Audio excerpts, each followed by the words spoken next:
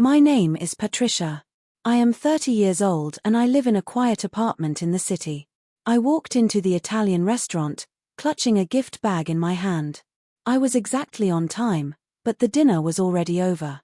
The table was a mess of empty wine glasses and crumpled napkins. My parents were leaning back in their chairs, looking full and happy. My sister, Isabel, was checking her makeup in her phone reflection. They didn't stand up to greet me. They didn't ask where I had been. I looked at the empty seat they had saved for me. There was no place setting. There was no menu. There was only one thing waiting for me on the white tablecloth. The check. It was placed directly in front of my chair. My mother looked up at me. Her eyes were bright, but not with love. She smiled that soft, gentle smile she always used before she asked for something impossible. "You don't mind covering the bill, right, Patricia?" she asked. Her voice was casual, like she was asking for the salt. Isabel laughed. It wasn't a nervous laugh. It was an expectant one. I stood there freezing in the middle of the busy dining room. I finally saw the truth clearly. I wasn't invited to celebrate their marriage. I was just invited to pay for it. And in that quiet moment, looking at their satisfied faces, something inside me finally broke. But before I tell you how everything flipped, like and subscribe, drop a comment. Where are you watching from? My name is Patricia. I am 30 years old. I have always been the easy one. In every family, I think roles are assigned before you even know how to speak. Some children are the stars, some are the troublemakers, and some, like me, are the background noise. I was the low-maintenance child. That was the label my mother gave me with a pat on the head. She would tell her friends, "Patricia is such a breeze. I never have to worry about her. She just takes care of herself." It sounded like a compliment when I was 7. It felt like an achievement. I learned early on that my parents' attention was a limited resource, like water in a drought, and my sister Isabel drank it all. Isabel was 2 years older than me. She was loud, demanding, and emotional. If she had a bad day at school, the whole house had to shut down to comfort her. If she wanted a specific toy, my parents would drive to 3 different stores to find it just to stop her crying. I learned to be the opposite. If I was hungry, I made a sandwich. If I scraped my knee, I put on a band-aid. If I was sad, I went to my room and stared at the ceiling until the feeling went away. I thought I was being good. I thought I was helping. I didn't realize I was training them to ignore me. The pattern solidified when we were teenagers. I remember my 16th birthday clearly. I had asked for a small dinner, just us, maybe at a pizza place. But 3 days before my birthday, Isabel had a breakup. Her high school boyfriend dumped her. It was dramatic. She was screaming, throwing things, locking herself in the bathroom. My birthday came and went. No one mentioned it. My mother was too busy holding ice packs to Isabel's swollen eyes. My father was too busy trying to coax Isabel out of her room with promises of a shopping spree. I sat on the porch alone eating a cupcake I bought for myself at the gas station. I didn't say anything. I didn't want to add to their stress. I swallowed my disappointment like a bitter pill and told myself, it's okay. They have a lot on their plate. That became my mantra. They have a lot on their plate. When I graduated college, the dynamic shifted from emotional space to financial space. I worked hard. I've always been good with numbers, good with organization. I landed a job in data analysis right out of school. It wasn't flashy, but it paid well. I was smart with my money. I saved. I invested. By the time I was 25, I was comfortable. Isabel, on the other hand, was finding herself. She tried acting. She tried fashion design. She tried being an influencer. She lived at home rent-free while my parents paid for her car, her phone, and her credit card bills. The first time I gave them money, it was small. My mom called me, sounding frantic. The electric bill was due, and Dad's paycheck hadn't cleared yet. Could I spot them $200? Of course, I said. I can help. I felt proud. I finally had something to offer. I finally had a way to be valuable to them. I transferred the money immediately. They thanked me profusely. "You're such a lifesaver, Patricia." Mom said, "Thank goodness you're so responsible." That praise was addictive. It was the only time they looked at me with genuine appreciation. But then it happened again the next month and the month after. The amounts got bigger. First electricity, then a car repair, then Isabel needs a deposit for an apartment so she can finally move out. I paid it all. I wanted them to be happy. I wanted Isabel to succeed. I started lying about my own life to keep the peace. I realized that if they knew how much I actually made, they would ask for more. So, I created a character for myself. To my family, I wasn't a senior data analyst for a major tech firm. I was a clerk. I told them I did data entry. I told them my rent was high and things were tight.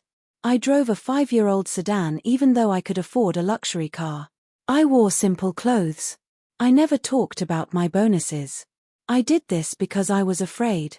I was afraid that if they knew the truth, they would stop seeing me as a daughter completely and just see me as a bank account. I wanted to be loved for me, not for what I could buy them. But deep down, I think I knew the truth. I think I knew that the easy child had just become the convenient adult. I was the safety net. I was the backup plan. And as long as I kept my mouth shut and opened my wallet, they let me sit at the table. Over the last 5 years, family dinners became a ritual, but they weren't the kind of warm, chaotic family dinners you see in movies. They were transactions.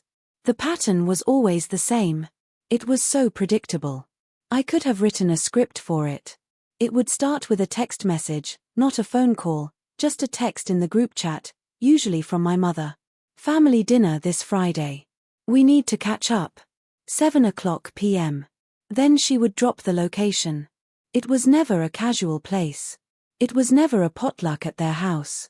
It was always a steakhouse, a high-end seafood place, or a trendy French bistro. Places with white tablecloths and valet parking. Places where an appetizer cost $20. They never asked me if I was free. They never asked me if I could afford it. They just assumed I would be there. I would feel a knot of anxiety in my stomach as soon as the text arrived. I tried to say no a few times in the beginning. I would say, "I'm actually really tired this week," or "I have a lot of work." The response was always immediate guilt. "But we never see you, Patricia. Don't be like that. Isabel is coming.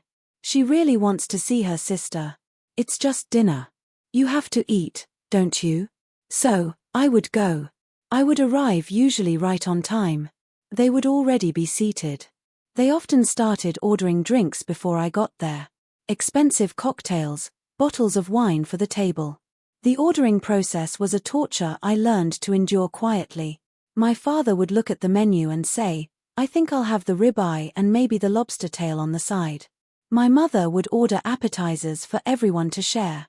Calamari shrimp cocktails, artisan cheese boards. "Oh, we have to try this," she would say, waving the waiter over. Isabel was the worst. She would order the most expensive item on the menu, take 3 bites, and then push it away, saying she was too full. She would order rounds of shots or specialty martinis. I sat there drinking tap water. I would order the cheapest salad or a simple pasta dish. I ate slowly, watching the numbers add up in my head. That's $50 for wine. That's $80 for steaks.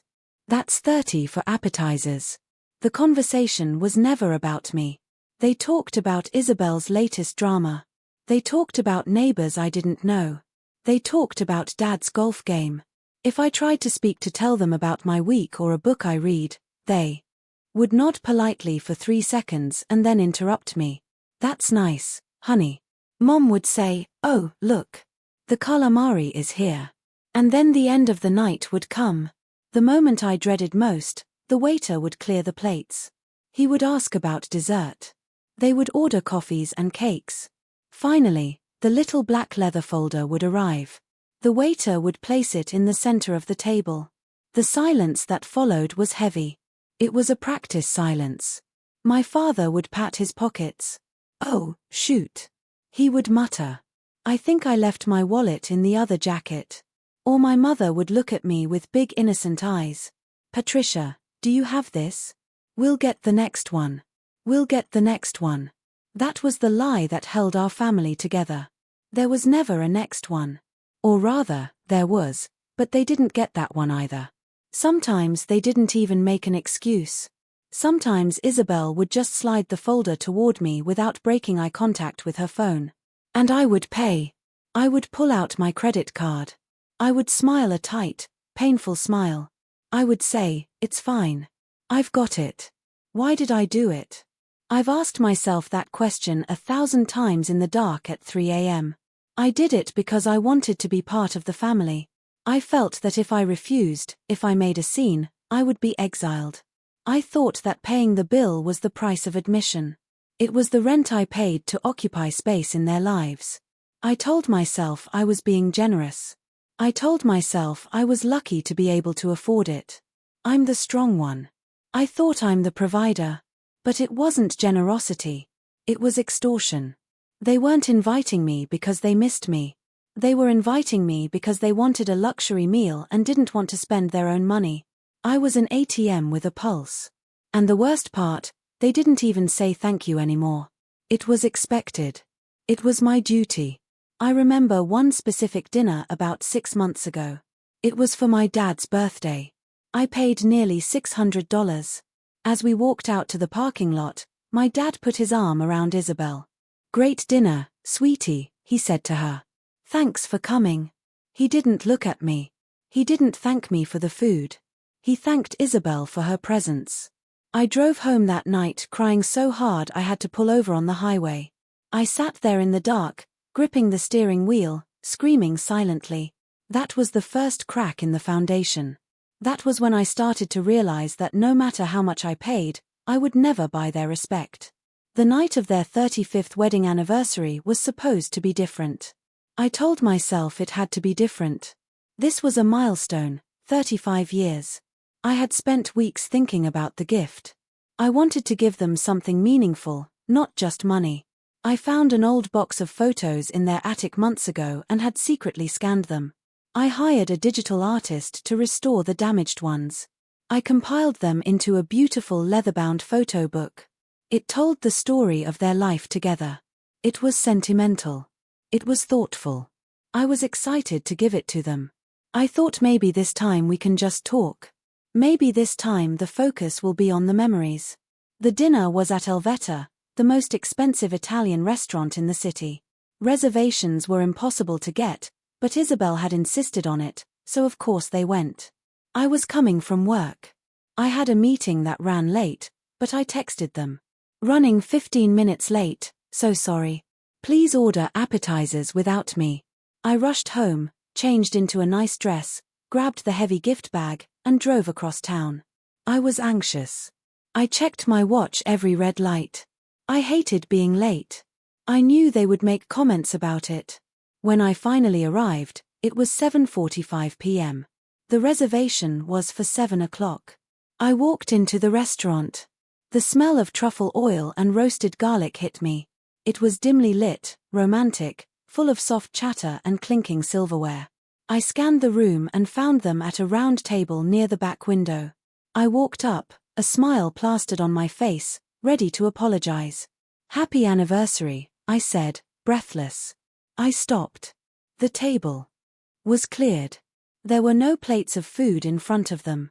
There were just empty dessert bowls with spoons scraped clean. Empty espresso cups, a half-empty bottle of wine. They had already eaten all of it. They didn't just order appetizers. They had ordered dinner, eaten it, ordered dessert, eaten that, and finished coffee in 45 minutes. They must have raced through the meal. Or maybe they started earlier than they told me. My dad looked up, his face flushed with wine. "Oh, look who decided to show up," he said. He didn't sound angry. He sounded bored. "I'm so sorry," I said, gripping the gift bag tighter. TFFwick was terrible and the meeting. "It's fine, Patricia," my mother said. She wiped the corner of her mouth with a napkin. "We were starving, so we went ahead. They didn't ask if I was hungry. They didn't offer me a menu." I looked at the empty chair. There was no silverware, no water glass, but there was the black leather folder, the check. It was sitting squarely on the placemat where my plate should have been. It was the only thing welcoming me to the table. My stomach dropped. The humiliation hit me like a physical slap. They hadn't waited 5 minutes for me. They hadn't saved me a breadstick. "You don't mind covering the bill, right?" Mom asked. The words from the hook of my story echoed in my head. Her voice was so light, so airy. Isabel looked at me and smirked. She was checking her reflection in her phone screen, fixing her lipstick. "Relax, Patry," she said. "You're always good at this. Besides, Dad forgot his card." "Again," I whispered. "Don't be petty," Isabel snapped, finally looking at me. "It's their anniversary.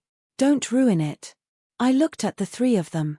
My father, the man who taught me to ride a bike, who was currently picking his teeth with a toothpick, avoiding my gaze. My mother, who I desperately wanted to please, smiling expectantly at my purse. My sister, who contributed nothing but criticism, looking bored. I looked at the gift bag in my hand. The photo album, the hours of work, the love I had poured into it. I looked at the check. I reached out and opened the folder. My hand was shaking slightly. I looked at the total, $485.50. They had eaten nearly $500 worth of food without me, and they expected me to pay for the privilege of sitting at a dirty table. They didn't see me. They didn't see Patricia. They saw a wallet. They saw a resource. I felt something click in my chest. It wasn't a loud crack. It was a quiet final sound, like a lock turning. I looked at the waiter who was hovering nearby, looking awkward. He knew he had watched them eat. He knew I had just walked in. He looked pitying. I didn't want his pity. "Sure," I said. My voice sounded strange to my own ears. Calm, robotic. "I'll take care of it." I wasn't doing it to be nice. Not this time. I was doing it to buy the evidence. I handed the waiter my card. I didn't sit down. I stood there while he processed the payment. "Aren't you going to sit?" Mom asked. "We can order you I don't know a salad." "No," I said, "I'm not hungry." I wasn't hungry. I was nauseous. The waiter returned with the receipt. I signed it. I didn't add a tip on the card. I pulled a 20 out of my purse and handed it directly to the waiter so he would get it, not them. I picked up my copy of the receipt. I folded it carefully and put it in my pocket. "Happy anniversary," I said again. I placed the gift bag on the table. "Here." "Oh, lovely," Mom said, reaching for it. She didn't say thank you for the dinner. I turned around and walked out. I didn't look back. I heard them tearing into the gift bag as I walked away. The drive home was silent. I didn't cry this time. I didn't scream. Usually, after these dinners, I would spend hours rationalizing it. I would tell myself, it's okay. They're family. Money is just money. But tonight, the rationalization didn't come. Instead, a cold, hard logic took over. It was the data analyst in me. I needed to see the numbers. I needed to stop acting on emotion and start looking at the facts. I walked into my apartment. My boyfriend Ryan was on the couch reading. He looked up and saw my face. "You're back early," he said. "How was it?" "It's done," I said. He stood up concerned. "What happened? Did they fight?" "No," I said, "they ate without me. They stuck me with the bill and I paid it." Cal bed. He hated how they treated me. He had been telling me for years to stop, but he never pushed too hard. He knew I had to come to the conclusion myself. "I'm sorry, Patry," he said softly. "I need to work," I said. I went to my home office.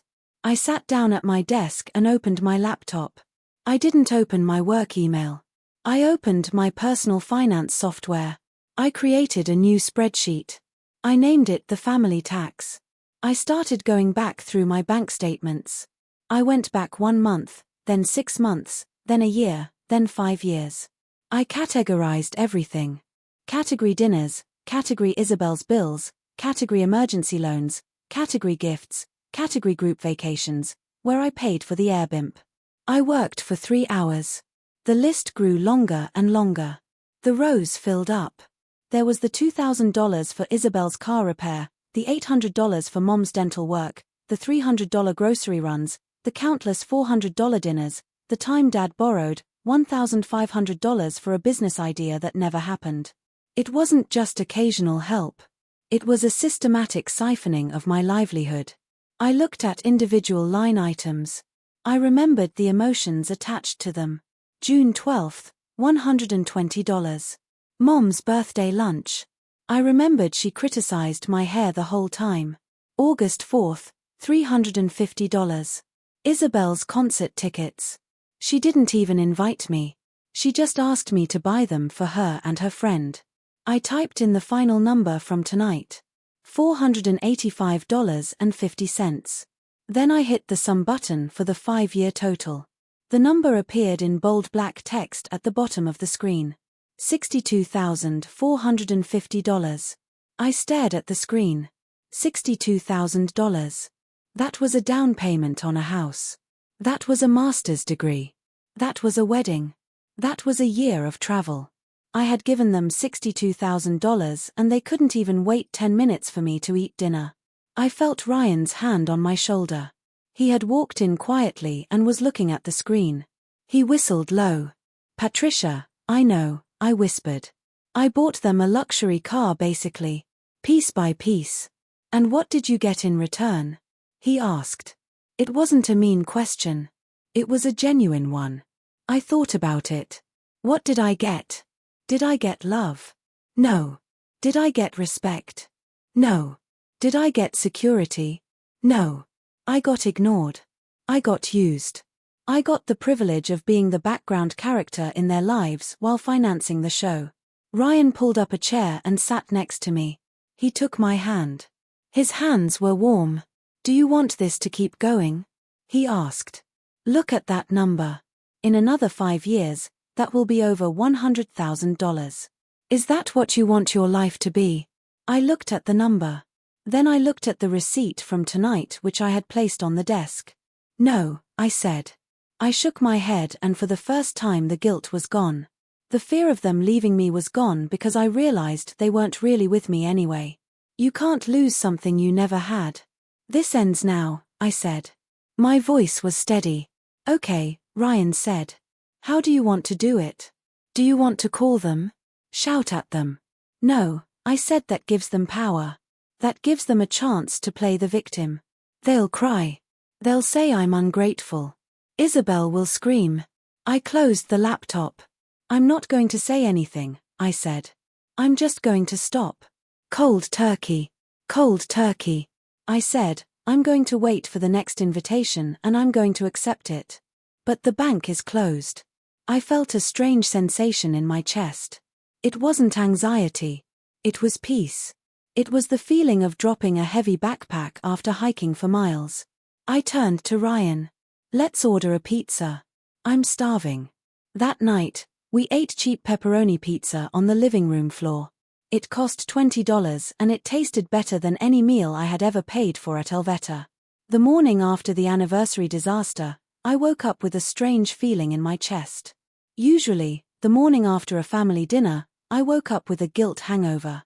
I would lay in bed replaying every conversation, wondering if I had said the wrong thing, wondering if Isabel was mad at me, wondering if Dad liked his gift.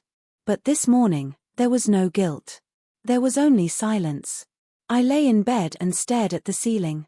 The sunlight was filtering through the blinds. I could hear Ryan making coffee in the kitchen. The smell of roasted beans drifted down the hall. It was a normal Saturday, but for me, it felt like the first day of a new life. I reached for my phone on the nightstand. This was a reflex. Every morning for the last 10 years, my first act was to check the family group chat. Usually, there were messages from Mom complaining about a neighbor or Isabel sending a link to a pair of shoes she wanted. I unlocked the screen. The group chat was there. "Mom, what a night. So tired today. Isabel, my head hurts. Need coffee ASAP." My thumb hovered over the keyboard. The old Patricia would have typed, "Hope you guys get some rest. Love you," or I would have Venmoed Isabel $5 for her coffee. I looked at the cursor blinking blink blink blink. I didn't type anything. I closed the app. I put the phone face down on the table. I walked into the kitchen. Ryan looked up from his toast. He looked cautious. "Morning," he said, checking the damage report. "No," I said. I didn't reply. Ryan raised his eyebrows. "You didn't?" "No." I poured myself a cup of coffee. My hand was steady. "I'm not going to announce it, Ryan. If I tell them I'm cutting you off, it becomes a drama. It becomes a fight. They'll cry. They'll say I'm being mean. I'm just stopping like a machine that ran out of fuel." The first few days were the hardest. It wasn't hard because I missed them. It was hard because I was addicted to the anxiety. I kept checking my phone, waiting for them to notice I was gone. Monday came. "Mom, Patricia, can you look at this insurance document for Dad? I don't understand the deductible." I saw the message while I was at work. My stomach tightened. This was my job. I was the translator of difficult things. I usually would have called her immediately on my lunch break and spent 45 minutes explaining it. I forced myself to put the phone away. I worked on my spreadsheets.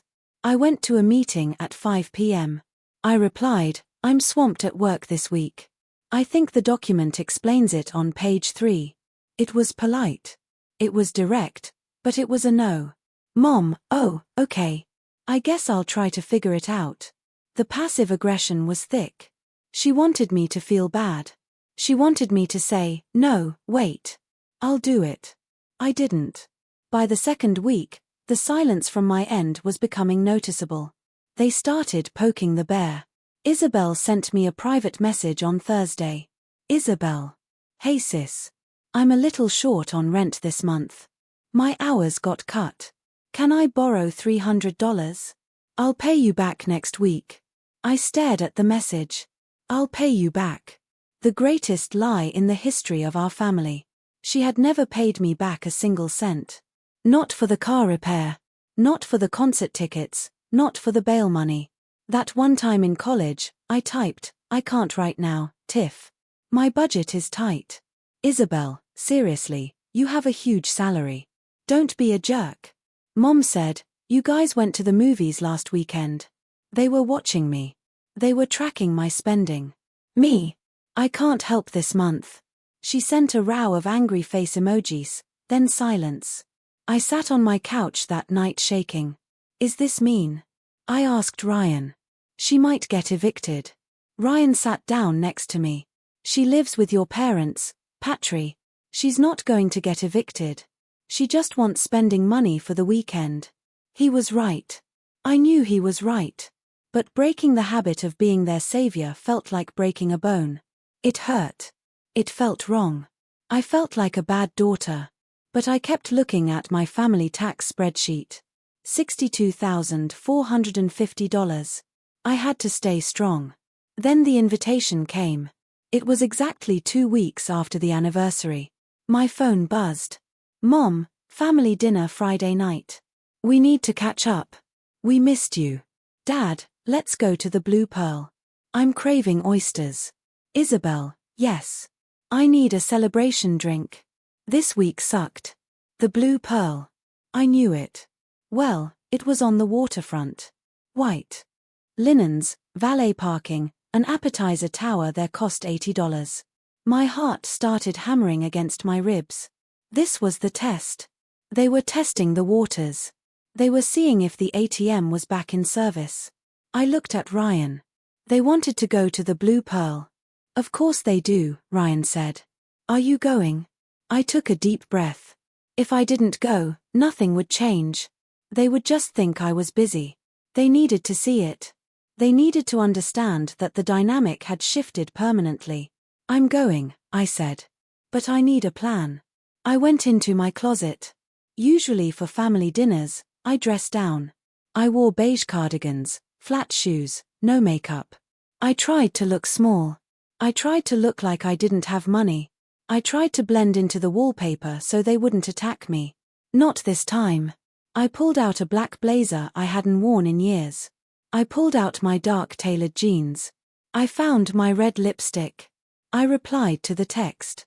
"Me, I'll be there 7 p.m. No emojis, no exclamation points. For the next 2 days, I rehearsed the moment in my head. I visualized the check arriving. I visualized my father's face. I practiced my lines in the shower. I won't be paying separate checks, please. No, I had to be ready because I knew deep down that when I did this, I would be declaring war. Friday night. The air was cool and salty. I pulled my car into the lot of the Blue Pearl. The valet parker stepped up. Valet, it's $20. Usually I would pay for my car and then later my dad would hand me his keys and say, "Get mine, too, sweetie." Tonight, I parked in the self-parking lot down the street and walked 2 blocks. I wasn't paying $20 for parking. I walked toward the restaurant. The windows were glowing with warm golden light. I could see the silhouettes of people inside, laughing, toasting, eating. It looked so inviting. It looked like a happy family scene. I knew better. I walked in. The hostess led me to the table. It was the best table in the house, right by the window overlooking the harbor. My family was already there, and they had already started. That was their power move. They never waited for me. Starting without me was their way of saying, "You are an accessory to this event, not a main character." A massive seafood tower stood in the center of the table. It was 3 tiers high. Oysters, clams, chilled shrimp, crab claws. It was glistening on a bed of crushed ice. A bottle of expensive champagne v Cliquot was already popped sitting in a silver bucket. "There she is," Dad shouted. His face was already flushed. He had a crab leg in one hand. "We thought you got lost." "Traffic," I said simply. I didn't apologize. I sat down. The chair was cold. "We ordered some appetizers," Mom said, waving her hand at the tower. "Dig in. The shrimp are to die for." And we ordered another bottle. Isabel said she was taking a selfie with her oyster. She didn't even look at me. I need it. My boss was such a nightmare today. The waiter appeared at my elbow. "Good evening, miss. Can I get you a glass of champagne?" I looked at the bottle. I knew that bottle was $120. "No, thank you," I said clearly. "I'll stick to iced tea," my mother frowned. "Oh, come on, Patricia. It's a celebration." Dad got a good report from his doctor.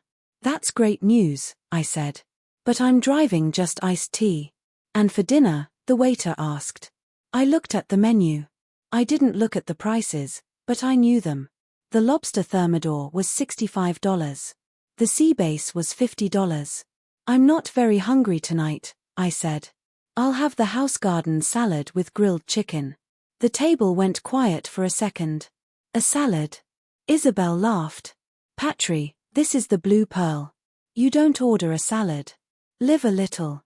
"I'm fine with the salad," I said. I handed the menu back to the waiter. "Well," Dad said, clearing his throat, "I'm going for the surf and turf. Largest lobster you have, son." "I'll have the scallops," Mom said. "And a side of truffle fries." "Lobster risotto for me," Isabel said. "And another round of oysters." I watched them order. It was like watching a car crash in slow motion. They were ordering with such abandon. They were ordering like royalty. But they were ordering with my wallet. They didn't ask the price of the specials. They didn't care. Why should they? In their minds, the bill would disappear. I was the magician who made the debt vanish. The dinner lasted 2 hours. It was grueling. They talked over me. They talked about people I didn't know. They complained about money. Ironically, gas prices are so high, Dad complained while eating a $60 steak. "I can't believe rent is going up," Isabel wailed while drinking a $20 glass of wine. I ate my salad slowly. I drank my iced tea. I said very little. I was observing them. I was seeing them clearly for the first time. They weren't evil. They were just spoiled. And I was the one who had spoiled them. Finally, the plates were cleared. The table was wiped down. "Any desserts?" the waiter asked. "Oh, the chocolate lava cake," Mom said. "Cheesecake," Dad said. "Espresso martini," Isabel said.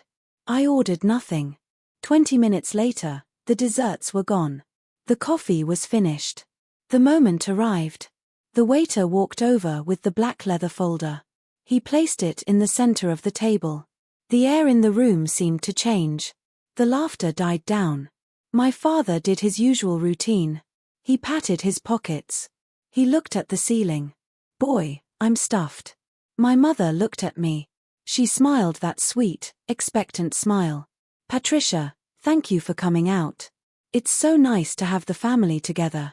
She nudged the check toward me just an inch, but the message was clear. It's your turn.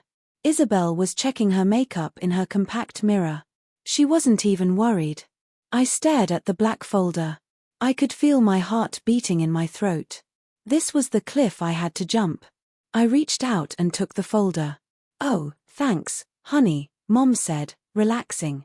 She started gathering her purse. Next time, we'll. I opened the folder. I looked at the bill.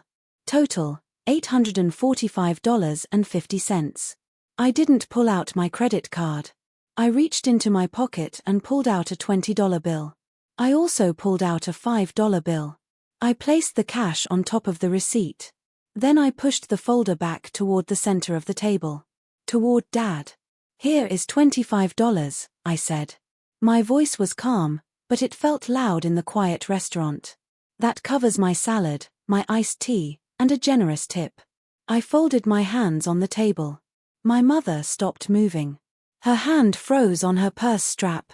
Isabel snapped her compact shut. Dad looked at the check, then at me. What? Dad said. He laughed nervously. What is this? It's my payment, I said, for what I ate. Patricia, stop joking, Mom said, her voice dropped to a whisper. People are watching. I'm not joking, I said. I'm not paying for the lobster. I'm not paying for the champagne. I didn't order it. I didn't eat it. But Mom stammered. But we didn't plan for this. I know, I said. You planned for me. I stood up. I saw the waiter watching from the service station. I waved him over. Excuse me, I said. The waiter hurried over.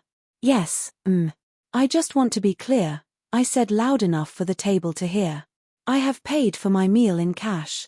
I am not responsible for the rest of this bill. Please do not charge any card you might have on file for me. Of course not, the waiter said. He looked at my parents. How will you be settling the balance? I looked at my family. The look on their faces wasn't sadness. It was shock. It was the look of a king who had just been told his crown was made of paper. The silence at table 14 was absolute. My father looked at the waiter, then at the check, then at me. His face turned a deep, alarming shade of red. Patricia, he hissed. Sit down now. No, I said. I stood behind my chair, using it as a shield. You can't do this, Isabel said. Her voice was rising, becoming shrill. You can't just invite us out and then stick us with the bill. I didn't invite you, I said calmly.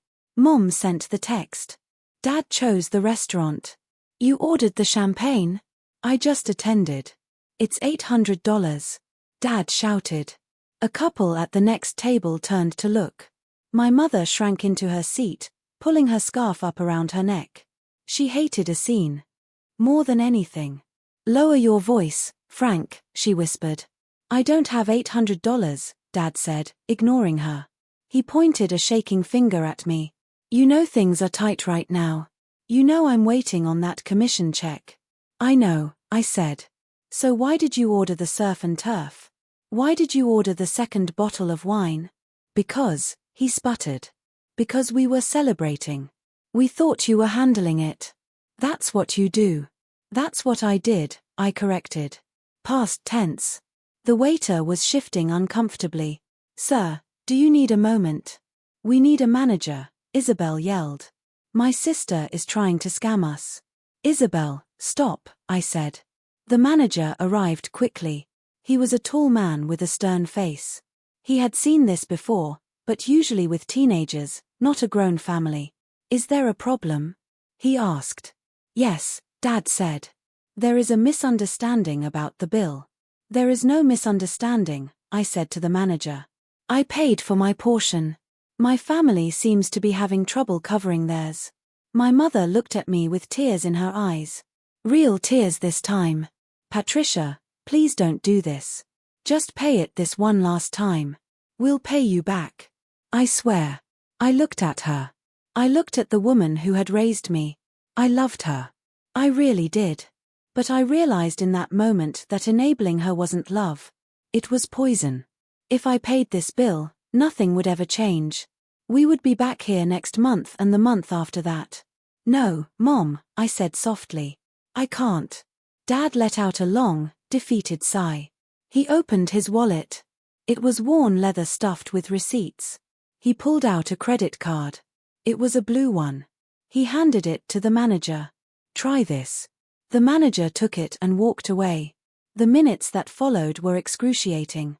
Isabel was texting furiously. Mom was staring out the window, refusing to look at me.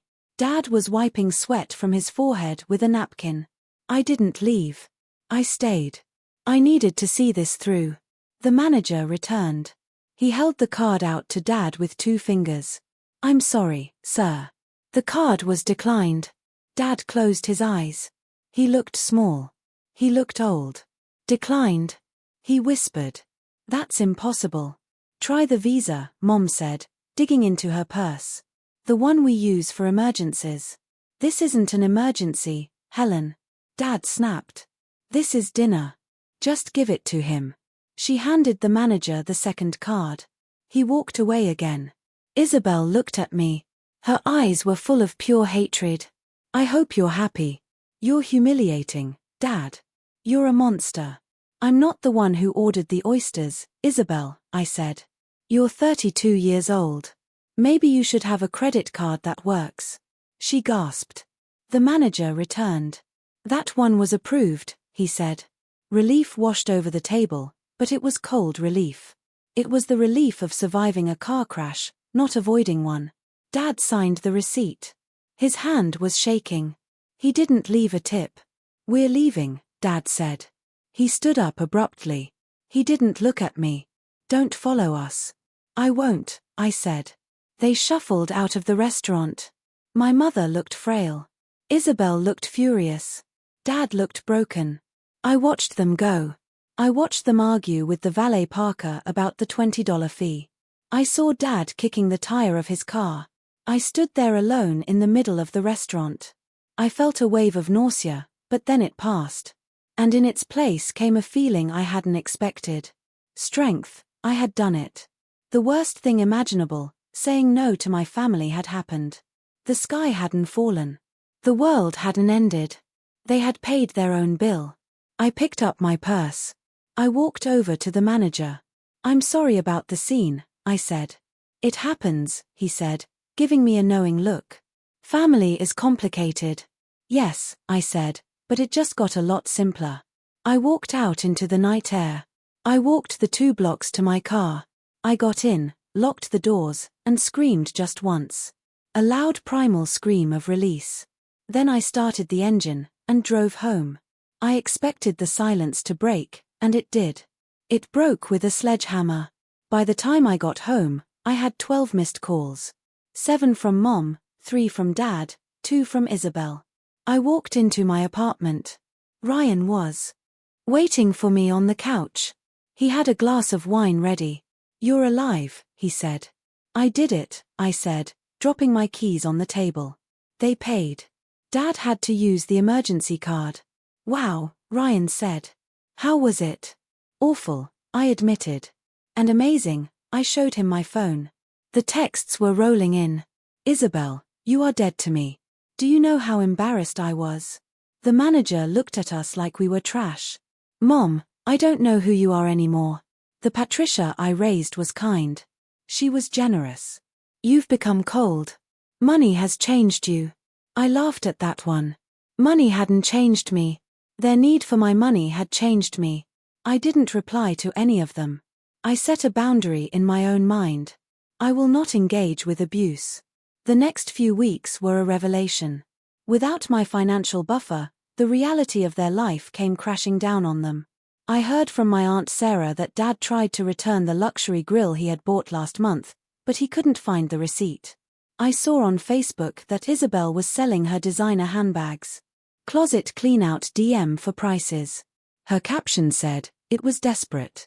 They tried to guilt me." Mom called me a week later. Her voice was weak, trembling. "Patricia, your father is so stressed.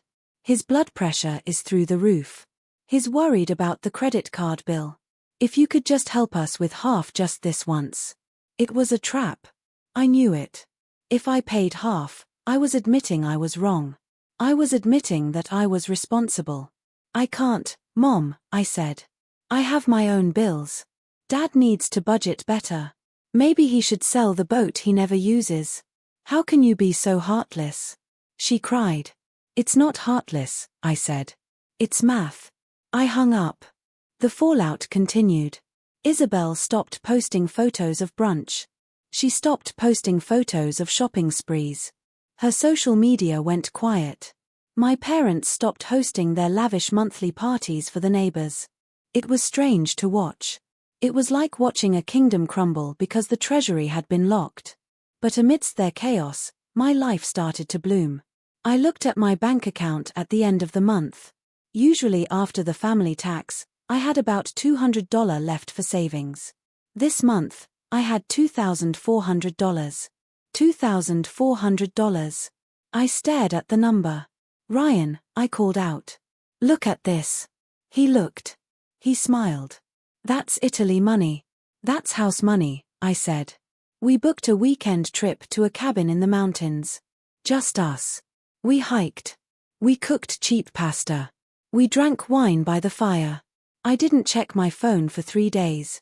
I realized that for the last 10 years, I had been carrying a backpack full of rocks. I had been hiking up a mountain carrying my family on my back. And now that I had put them down, I felt like I could fly. But there was sadness, too. I grieved the family I wanted. I grieved the idea that they would love me just for showing up. I had to accept the hard truth. They loved what I provided, not who I was. And that was okay because I loved who I was. And Ryan loved who I was. 1 month after the dinner, the phone rang. It was, "Dad." I hesitated. Then I answered. "Hello, Patricia," he said. His voice was gruff, but not angry. He sounded tired. "Hi, Dad. Your mother and I were selling the boat," he said. I paused. "Oh, yeah. Costs too much to dock it. We don't use it." "That sounds like a smart decision," I said.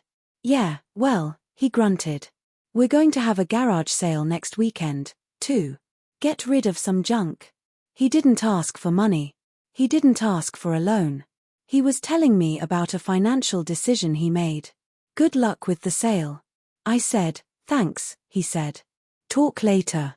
He hung up. I put the phone down. I smiled. It wasn't an apology. He would never apologize, but it was something better. It was independence. 6 months have passed since the night at the Blue Pearl. My life looks very different now. It is quieter, but it is real. I still see my family, but the terms of engagement are strictly mine. I am the gatekeeper of my own life. We don't do restaurant dinners anymore. I told them simply, I'm saving for a house, so I'm not eating out. They didn't argue. They couldn't argue. Because they couldn't afford to treat me, and they knew I wouldn't treat them. So, now we do coffee. We meet at a small cafe.